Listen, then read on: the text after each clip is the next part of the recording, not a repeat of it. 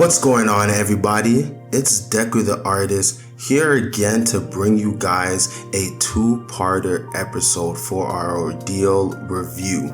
Now, I do apologize for not putting out the review for last week's chapter and the chapter that came out technically last week on the recording of this video as well too, so the last two chapters. But the weekend and my weeks throughout the last 2 weeks have been a little bit more on the busy side in like my personal life, so got all my responsibilities done, everything worked on, and I thought it would be a great idea to kind of put both of the chapters all in one instead of just separating the video. And plus, I wanted to try and go about it with a different take, especially on how we do the ending review as we review the chapters alongside doing the live reaction. So hopefully you guys like the new take and the new way of how I'm going to be going with the reviewing. You know, the editing and everything will improve as, you know, videos goes on, as time goes on. But yeah, without further ado, I ain't gonna waste your guys' time, so let's get straight into the video. Don't forget to smash the like button, to subscribe to the channel, and don't forget to share this with your friends and family. So yeah, without further ado, let's get into the review of chapter 122 and 123. Let's get it. Okay, yeah, this is a recap when it came towards Kiko and Azam. Uncle Azam. What are they? I'm telling you, just knowing that we're about to find out, Kiko. Bro, this man's literally bringing out nightmares to life. Insane. Insane. Pinch yourself, you wish. There is no escape in this dream. You cannot run, you cannot hide. Your names are imprinted on my creatures. What happens when the terrors in your nightmares catch you? There's a reason you always awaken at that point. Your brains cannot comprehend fear when the limit is removed. Let that paint a picture for how your story ends. I cannot wait. Cannot wait. Okay. You got them all beefed up, getting ready to attack. Okay. And the three-headed warriors coming in first. Azam, you're really blocking it with the chains? It must be like a counterattack kind of thing. No, he actually did block it. Okay. Kiko, you're going up face to face? Damn you. Looking to the side. Yeah. Oh, they're archers. Crash. That's sick. They basically have sticks, but the bows, but the strings and the arrows are made out of chi. Batash slash. Ooh. Okay. She's having a strong understanding with her talent, but she's wielding it so crazy, like a lot different than their father and all that stuff. But I'm liking it. And there he is. I forgot his name as well too. I'll probably mention it during like the review when I'll get all the names correctly and stuff. But yo, really protecting this man right now. Wow. Protecting her. Wow. Go, uncle. Leave it to me. I can handle him. Yo, she's enjoying herself. I'm glad. Protect yourself at all costs, you Kiko. We make it out of here together. Okay, I'm glad that he is not blinded by his anger and all that stuff. He knows what his mission is, and that's what he's just focused on. Kirin, 5-point palm. Oh, we're seeing new techniques. New techniques. Oh my gosh. Bow. What the fuck? Bro, is this like a shocking ability? Yo, are you dumb? Look how he's using the weapon now. Yo, he's using it like it's wind slashes, and he's just twirling around himself. Okay, so you have the big guy kind of like being like the Goliath, the mammoth, to kind of like do the heavy damage, and then while if there is any type of speedster like Azam, you got the archers to kind of pick them off. but that ain't gonna work. Bro, wow, the big behemoth is able to keep up with Azam. That is nuts. The current talent. Keaton talent. You may be quick, but your drawback is force. A creature like that should be able to keep up with you whilst being too sturdy for you to move. God, I'm a great writer. Ha ha ha. You should be occupied, boy, and that gives me inspiration for a new chapter. While I wait for you to die, let's make this a little more interesting. So what, is he actively like changing it? Or is he just adding additions to the current story? An addition, my bad right there, in addition to the main plot, steeped in terror, the battle was inevitably hopeless. The children knew who stood before them was a god of dreams, thus they felt despair. As darkness rises, our terrors, we realized, place them all in a slumber, nightmaric skies. What? He just used another 20% of his chi? So, what, is he at like 60% of his chi right now? What are those? You slipped up when you failed to guard their names from me, Sir Azam Aziz. Now they will suffer the same fate as you. Oh my gosh. He got the names of the army brats. How did he, when did he get that? Private. Oh, you said it out loud, bro. This is why you use code names and not real names, not the Govy, bro. Private Khalifa, Private Johan, Lieutenant Anderson, Security. You said all their freaking names. Trapped in a nightmare till death. So what, is the nightmares gonna appear inside there? Or are they just gonna kind of like run straight towards the store? Those people have young children with them. We can't allow them to go through this. Lieutenant, it's your call, sir. Are you still not getting the signal? I was around when the wolf pack faced Wakash Rampersid. A cameo battle destroys everything around it. We can't stay here much longer. Oh, what? Is that an infant? Wow. Wait, really? I thought the 3 kids here were much older than that. They're supposed to be. I don't recall. Oh.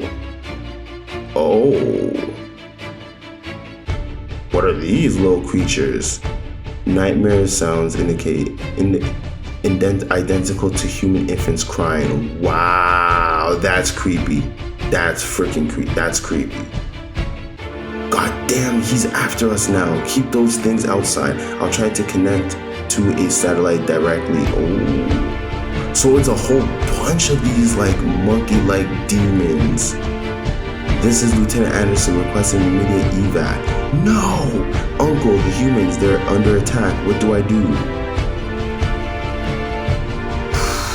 Yo, Azam has a lot to deal with. It's not that Azam can't deal with this Titan general. It's just the fact of he himself being experienced as much as the wolf pack is trying to kind of be the teacher and the kind of protector for Kiko, as well as the humans there. They run into stragglers and all that stuff that was used as a trap for them, and he has to manage all of that while no one dies. Yeah, it's definitely a lot for the man. Definitely a lot. Slashing all, yo. 5-point palm. Please kill the small guys. Nope, he didn't. Okay, Kiko, she's holding her own. I like it. And here comes Azam with the assist. Arigato, uncle. Jeez, these creatures are made of chi. Their center of origin is their head. If you strike it, they're done. If you miss, they'll simply regenerate. Oh, there's too many of them. And here's Azam to clear out majority of them. I'm gonna have to blot you out, kid. I'm foreseeing you'll become a problem. That which I wrote was tailor-made for you. You ought to be trapped by an unrelenting foe, yet you make an opening to invade the other dreams. You're interfering with the balance of things. You're not a part of their story. Get out of it and stay in yours. Okay, so I'm starting to understand how he's doing a lot of this, where it's like, it seems like at first, he created two stories, one involving Azam, which involves the behemoth and the two snipers, and then a second story where Kiko is basically facing against a giant gladiator warrior with 3 different heads. And then in this episode, we're seeing that he made a third story, which is kind of like a Chucky or Gremlin or like Night of the Gremlins type of story in regards with the soldiers. And the fact that Azam is kind of interfering with all the different, you can say, stories, that's what he's referring to as getting frustrated. But that's sick because he's able to take pieces of his chi and basically like kind of not trap, but kind of single out certain characters within them as long as it's within the borders of the story that he's creating. So it doesn't matter how much they're combating against said story because it goes with what he's talking about. But I think what is really counteracting him is the fact that Azam is going into each different story, in a sense, each fight, and basically disrupting it, basically making it so that the story doesn't go exactly how he written it. So creative, bro. This is such an interesting fight. So interesting. What? He has the presence of mind to focus on me. Does he not feel fear? Bro, the man lost his wife, or his engagees, his fiance. So yeah, this man feels no fear right now. Confidence, he doesn't fear the nightmare grass. At this age, this is not experience. Whoever trained you impressed their lack of fear in you. Of course, if you know who trained the man, you will not be surprised. The assassin's code: replace fear with rage. Yes. Okay, and that was the end of the chapter. Bro, that was okay. I'm liking this. This was a dope chapter. Very dope chapter. Very nice. Okay, so I'm guessing this is recap of what happened from last chapter. Cause the way Azam is showing his capabilities of being able to like compete or even to be considered within the S tier class. What was it? The top 500 cameo? Yeah. Or top 100? Azam is definitely showing that he's one of them. Ooh, Kiko, bruh. This guy's just like, damn, what'd you do to my stomach? Oh, I'm guessing that wasn't enough to destroy it. I am supposed to defeat a 20-foot giant with 3 heads who can heal after being disembodied. Before she can even execute it, this man, big ass swing. Think. Yuki, your uncles trained you for conflict, for unexpected moments where survival depends on self. Even if I can't defeat it, I don't have to worry about it going after anyone else. It only has eyes for me, right? It's so quick for its size. It doesn't make any sense. Here comes the boot. Jeez. Shoot, time for me to start making some noise. Okay, that's what I'm saying, Yukiko. Ooh, I like that dodge. I'm telling you, like I said, this is a nice, I definitely will put this in review, but this is why I like this kind of interaction with her and that kind of gladiator nightmare monster, because this is perfect training for her, perfect experience for her to gain. Okay. So she's really able, with the flick of her wrist, her finger is able to shoot out ice spikes. Okay, captures the left arm, and then let's go, slashing off the right leg.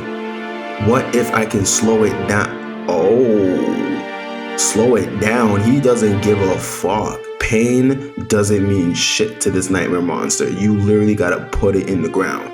Damn it, his left arm is free. And it was even able to free, Yukiko no Kata. Oh, so, bro, now I'm starting to take in exactly what kind of fighter Yukiko is, where she is averagely going to be using her broadsword against any fighter, but whenever she's ready to turn it up, she's going to pull out the katana. Black ice. Sheesh. Well, isn't she able to use black ice even with her broadsword? Wasn't that shock? Isn't she a child? That's my girl. Yo, Princess Yukiko Heart, the leopard's cub. Let's go. Give her the flex she deserves. Bro, automatically this is the thumbnail. 1000%. Love it. Love this image of Yukiko. Rank classified. You don't need to know. You don't need to know, fam. Oh wait, what? We're back? We're back with Che and Andrea? You two, hurry and get the trucks. Running. With this commotion, Kodei's ears are perked. There may be checkpoints along the road. Stop for no one. Don't wait for my signal. Just go. Yes, sir. Come on, guys. Whoa. Look at Andrea just be like, nope. No. It's like, yeah, you're still fighting me, Poisse. Okay. Oh, and she launched that man. Look at this man, he's sweating. He's like, yo, I thought you were a bitch. I thought you were injured. She's like, nah, nigga. I've been ready. Boom. Ooh. Boot and plastered onto the wall, splattered. Oh, are you a juggernaut? Now you're punching the fuck out the truck so to make sure it does not leave. Oh my god. Okay, and here comes another one of the paper. I got an augmented arm. Nice try. Oh, he took the shield with it. And it punctured the shield too? What? Oh, my bad. Your hair dropped down. That's how you know a man is serious now. Now that the ties are down, bro, like, what, are you finally serious now? Like, you're dead, Thomas. It's like, nigga, shut up. Like, you're not the first one to make such a declaration, General Lathe. And I assure you, you won't be the last. It only takes a spark to ignite a war.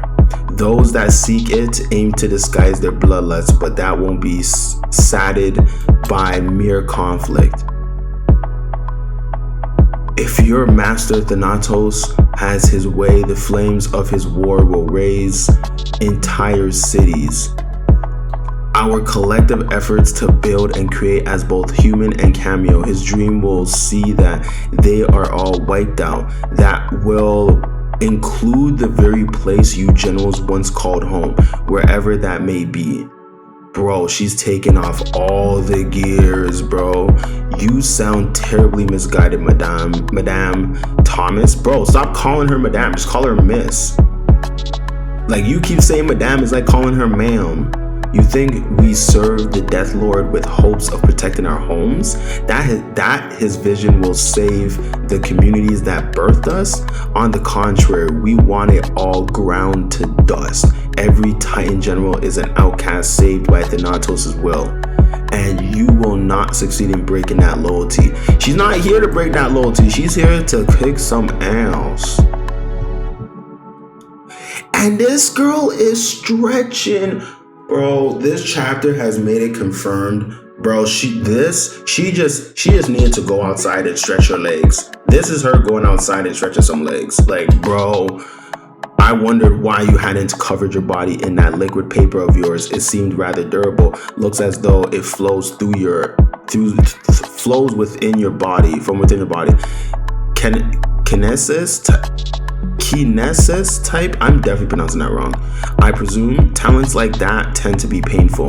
You probably attempted to control its dispersal previously and failed, hence the reason your left arm seemed deformed. That is actually pretty funny. So that's why his left arm was deformed. That is actually pretty funny. True. If a war begins, there will only be one. There will only be more of you.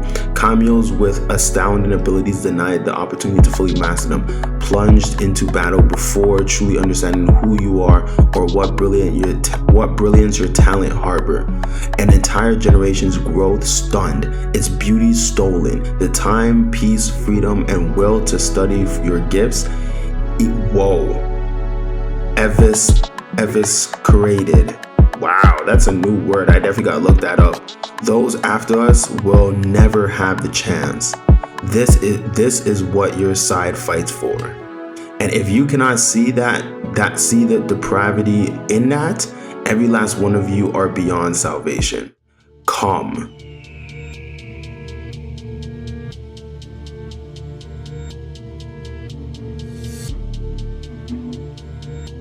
Wait, so once it's outside her little trunk, whatever, she can basically put it in its own pocket dimension?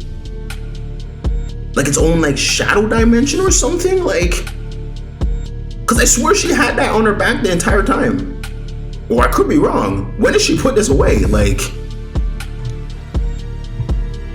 oh, I'm wondering, is this the look of Che feeling the chi of Andrea about to use this weapon? Or is this just him waking up from the beating I did no damage? I don't know. Whichever, it's still a badass panel. No, oh, I just realized she's grabbing it with the right hand, not the left hand. I thought she was gonna at least start fighting with the left hand first, her prosthetic. Norui Giri. Cursed Naginata. Wow, it's literally leaking out of all parts of his body. Damn. Do not lecture me, child. The world I am prepared to die for is where your children will thrive. What's up with you guys talking to each other like this? Like, how do you even know you're older than Andrea? But yeah, everybody's just a child to you? Bro, that's even more disrespectful. Oh, I get you, I do. And to create that world, you're just gonna execute the children that are here now, right? Ha ha ha, there's a guy named Che. Good luck getting past him with that. Whoo, this is a nice panel. I love this. It's kind of showing like the radical side of the weapon taking over her, but still having her sense of self. The question is, how long is she gonna have her sense of self before it deteriorates? That's the biggest question. Like, hopefully she can pack this up within like 10 seconds, 20 seconds, or like a minute or so, because like the man is now fully geared up. Like, there is no like pushing him around anymore. So it's like, it's good that you pull this out at the beginning, but unless you're putting some serious damage onto the man, this is gonna be an extended fight where it might be a downfall for Andrea. And that's the end of the chapter. End of the episode. Phenomenal. Yeah, this was a GOAT chapter, and that was my favorite panel. Woo! Bro, I did not know we were gonna get a continuation of Che and Andrea, but we got a little bit more of Andrea with this. But I ain't complaining. I've always been an Andrea fan. I ain't complaining. Love it.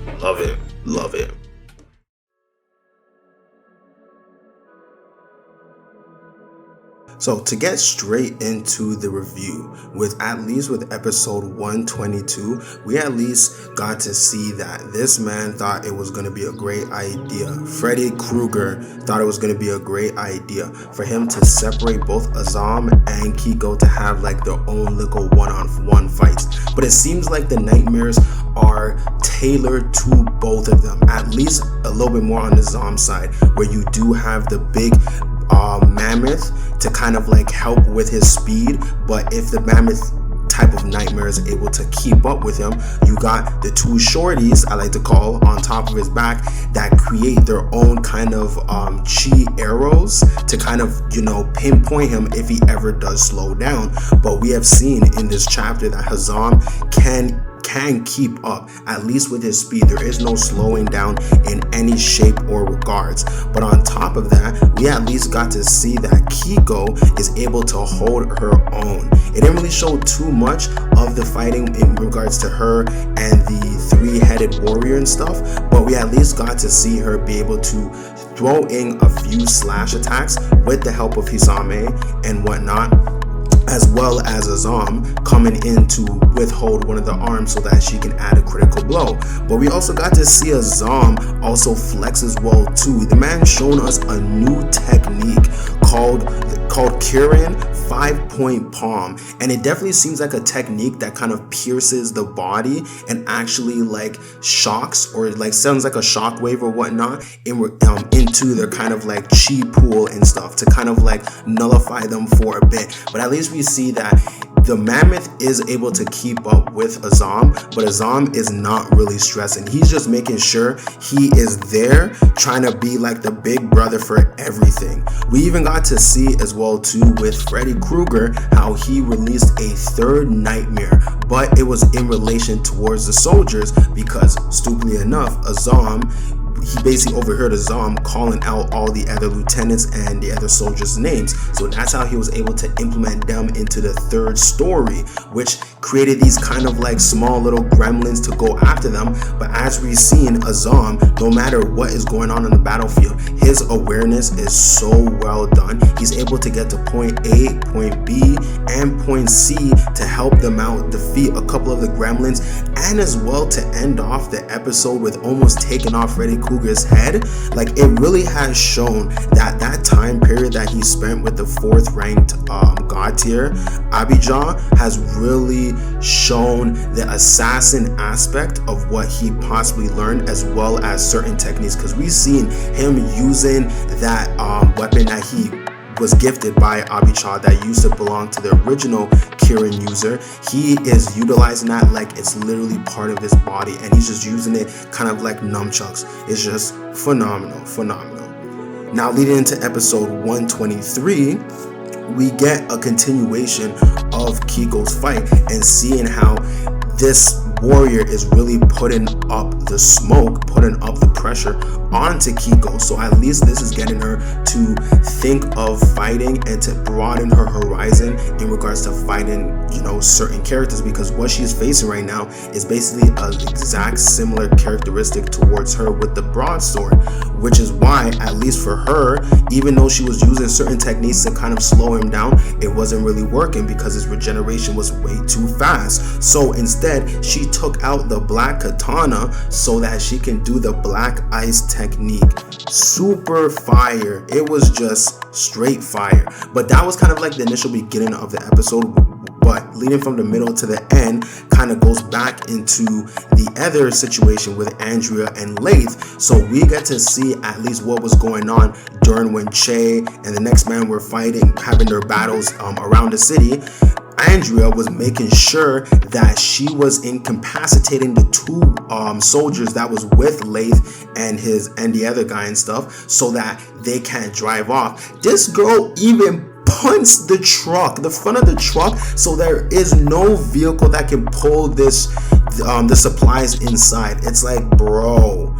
And then even so, even with the short little encounter with her and Lath, it kind of turned into this kind of like philosophy conversation and whatnot. But it's at the same time them just both aura farming. You got Andrea literally stripping down, making sure she's taking off all the weights like she's Rock Lee, and then you got Lath showing us that he's been producing his paper, wet paper, whatever substance, only on his shoulder. Or I may be correct, but he's been suppressing it, and that is kind of like the reason why his left arm is so enlarged with his actual talent. But initially his talent is a liquid kind of base that comes out of his body, so he basically uses that to coat the overall substance of his body, which is how he was able to defend Andrea's hit from before. But now we're having it where as he's upgrading, she is also aura farming as well too, pulling her most strongest weapon, Norui Giri. And it's like, I thought she was going to start the fight at least wielding it with her prosthetic arm. No, she's going straight into the smoke with grabbing it with her actual right arm to actually put up the full pressure, the full power of Norui Giri. But it's like, we don't know if she has either mastered this beforehand or is trying to master this right now. We don't even know if this is a time limit she's working on. We're definitely going to possibly find out in the next chapter, next episode. But it's just crazy how both of them just aura farming, get into the most powerful self, and we're literally seeing that Andrea is at least able to keep up, if not hold her own, from the last time we've seen her from season 2. Hopefully there is still no like weaknesses that may be thrown on her during the fight, but as we see it right now, she looks like she's in top tier condition, and that's what I love to see. So that is basically all of it for both episode 122 and 123. And again, my apologies for coming out with this review live reaction late. A couple of the weekends were getting a little bit busy in my personal life, and had to handle those before I started getting into, making this content again. But I really do appreciate the ones that do check it out. Don't forget, you guys, to give this video and other future videos and past videos a smash the like button. Don't forget to subscribe, leave a comment so I can hear what you guys have to say and hear your guys' thoughts on the episode, and channel what you guys think on what might happen next when it comes to Andrea and some of the other characters and everything. But like always gotta give thanks to our Father Yahuwah and His only begotten Son Yahusha. So you guys have a great rest of your morning, afternoon, evening, and good night, and peace easy. Shalom.